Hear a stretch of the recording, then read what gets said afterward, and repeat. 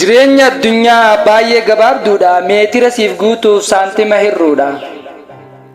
Saffisni adda baay'ee ariifatti. Cinqiiwwan baay'ee fi gammachuu muraasa guuttattee tiratti. Jireenya keessatti waan baay'eetu jira. Tokko qabeenya keessaa fooqiidhaan ijaara. Inni gubbaa jiru erga akkas godhe, inni jala jirus qabeenya tokkootiin viisaa of afeera. Tokko dafkee qabeenya horataa, inni tokko immoo isa tokko itti laffee butataa jiraata.